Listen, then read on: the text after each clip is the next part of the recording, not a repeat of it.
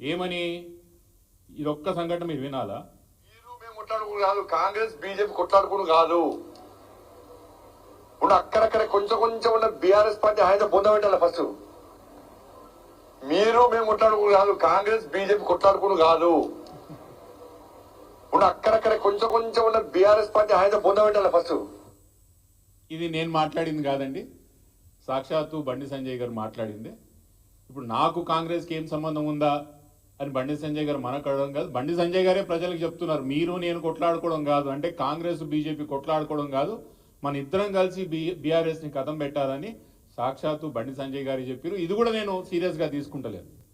3 సందర్భాలు నేను చెప్తాను, దయచేసి బండి సంజయ్ గారే కానీ లేకపోతే సామాన్య బీజేపీ కార్యకర్తలే కానీ సామాన్య కాంగ్రెస్ కార్యకర్తలు కూడా ఒకసారి ఆలోచించుకోవాలి. ఈరోజు కాంగ్రెస్ పార్టీ ఎటుపోతున్నది రాష్ట్రంలో, వాళ్ళు సమాధానం ఇచ్చినా నేను సంతృప్తి చెందుతాను.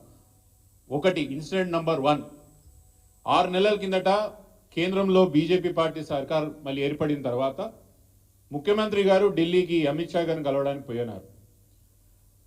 పోయి వచ్చిన మరో రోజే ఇక్కడ అమిత్ షా గారి పైన, కిషన్ రెడ్డి గారి పైన కొన్ని కేసెస్ ఉండే. ఆ రోజు గ్రేటర్ హైదరాబాద్ ఎలక్షన్స్ లో అమిత్ షా గారు, కిషన్ రెడ్డి గారి పైన ఆ రోజున కేసీఆర్ గారు ప్రభుత్వం కేసులు పెట్టింది, వీళ్ళు ఎలక్షన్ కోడ్ కి విరుద్ధంగా పనిచేసినారని. ముఖ్యమంత్రి గారు ఢిల్లీకే అమిత్ షా గారికి కలిసి రాగానే మరో రోజు ఆ కేసులను కూడా వెనక్కి తీసుకోవడం జరిగింది. భారతదేశ చరిత్రలో ఒక కాంగ్రెస్ ముఖ్యమంత్రి, బీజేపీ పార్టీకి సంబంధించిన హోమ్ మినిస్టర్కి, ఇక్కడ స్థానికంగా ఉన్న మినిస్టర్ యొక్క కేసులు విత్డ్రా చేసుకోవడం అంటే భారతదేశ చరిత్రలో ఇదే మొదటిసారి అవుతుంది. ఇది ఎందుకు చేయాల్సి వచ్చిందని ఒక సమాధానం బండి సంజయ్ గారు నాకు చెప్పాలి. ఉదాహరణ, రెండో ఇన్సిడెంట్, ఎన్ఫోర్స్మెంట్ డైరెక్టరేట్ ఇక్కడ మన రాష్ట్రంలో పొంగులేటి శ్రీనివాసరెడ్డి గారి ఇంటి మీద 2 రోజులు రేడ్ చేయడం జరిగింది. ఎప్పుడైనా ఎక్కడైనా కూడా క్రైమ్ జరిగినా లేకపోతే ఇట్లాంటి రేడ్ జరిగినా కూడా మన లోకల్ పోలీస్ స్టేషన్లో జరిగితే ఎఫ్ఐఆర్ అనేది ఒకటి రిజిస్టర్ చేస్తాం, ఫస్ట్ ఇన్ఫర్మేషన్ రిపోర్ట్ అంటాం దాన్ని. అట్లనే ఎన్ఫోర్స్మెంట్ డైరెక్టరేట్ ఎప్పుడు రేడ్ చేసినా, ఎవరి మీద అయినా మనం వాళ్ళు దాడిలోకి పోయినా కూడా ఈసీఐఆర్ అని ఫైల్ చేస్తారు. అది ఎన్ఫోర్స్మెంట్ కేస్ ఇన్ఫర్మేషన్ రిపోర్ట్ అంటాం దాన్ని, సేమ్ ఎఫ్ఐఆర్ లాగా ఈసీఐఆర్. నాకు తెలిసి భారతదేశ చరిత్రలో ఇది మొదటిసారి అయింటది. ఈడీ రేడ్ చేసి ఇప్పటి వరకు ఈసీఐఆర్ రిపోర్ట్ కూడా వాళ్ళ వెబ్సైట్లో కానీ ఎక్కడ కూడా లేకపోవడం ఇది మొదటిసారి అయ్యింటది. ఇది ఎందుకు, ఇది ఎవరికి ఫేవర్ చేయడానికి అని కూడా మాకు సంజాయిషి చేయాల్సిన అవసరం ఉంది బండి సంజయ్ గారు. మూడో ఇన్సిడెంట్,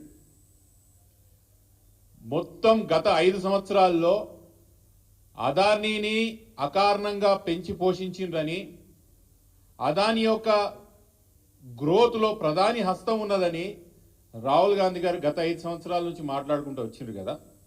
3 రోజుల కిందట కూడా మహారాష్ట్ర ఎన్నికల్లో అదానీకి అడ్డగోలుగా ప్రధానమంత్రి దోచిపెడుతున్నాడని రాహుల్ గాంధీ కాంగ్రెస్ పార్టీ చెప్పుకుంటూ వచ్చింది కదా గత 5 సంవత్సరాలు 10 సంవత్సరాల నుంచి. ఎవరు చెప్పిండ్రని అదానీకి అవుట్ ఆఫ్ ద వే పోయి తెలంగాణ రాష్ట్రంలో రెడ్ కార్పెట్ వేస్తున్నారు బండి సంజయ్ గారు. వీటికి మీరు జవాబు ఇవ్వండి. ఈ 3 ఇన్సిడెంట్స్ ఏవైతే జరిగినాయో ఇవి ఎందుకు జరిగినాయి, ఎవరు చెప్పినందుకు జరిగినాయి, దీనికి కారణాలు ఏంది మీరు చెప్తే, ఇదే తెలంగాణ భవన్ నుంచి మీకు కాంగ్రెస్ పార్టీకి, ఇక్కడ ఉన్న రాష్ట్రంలో బీజేపీకి కాంగ్రెస్కి ఎటువంటి సంబంధం లేదు అని నేనే ప్రెస్ మీట్ పెట్టి మరీ చెప్తా. మొదటి ఉదాహరణ, కాంగ్రెస్ పార్టీ ముఖ్యమంత్రి ఎట్లా అమిత్ షా మీద కేసు విత్డ్రా చేసుకుంటాడు. రెండో ఉదాహరణ, ఈడీ ఏ విధంగా అయితే పొంగులేటి శ్రీనివాసరెడ్డి గారి ఇంటి మీద రేడ్ చేసిన తర్వాత కూడా ఈ రోజు కూడా ఈసీఐఆర్ బయటికి రాకపోవడం. మూడోది, అదానికి ఎందుకు మీరు అడ్డగోలుగా ఫేవర్ చేస్తున్నారు, ఎవరు చెప్తే ఫేవర్ చేస్తున్నారు. ఈ 3 కారణాలు చాలావా అంటున్నా. మీకు ఇక్కడున్న ముఖ్యమంత్రి గారికి, రేవంత్ రెడ్డి గారికి బీజేపీ పార్టీ చెప్పు చేతుల్లో ఈ ముఖ్యమంత్రి గారు నడుస్తున్నారని చెప్పడానికి 3 సందర్భాలు, ఈ 3 ఇన్సిడెంట్స్ సరిపోవా నేను అడుగుతున్నా. ముఖ్యంగా ఇంకో విషయం, బీఆర్ఎస్ పార్టీ అంతా విధ్వంసకరమైన పార్టీ అంట, దాన్ని బ్యాన్ చేయాలంట.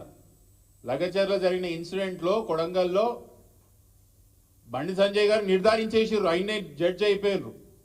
నిర్ధారిస్తూ ఏం చెప్తాడు, ఇది చేపించింది బీఆర్ఎస్ పార్టీయే, దీని వెనకాల ఉన్నది ముమ్మాటికి నరేందర్ రెడ్డి గారే, దాని వెనకాల ఉన్నది కేటీఆర్ అరెస్ట్ చేయకపోతే కాంగ్రెస్ పార్టీ మరియు బీఆర్ఎస్ పార్టీ ఒకటే.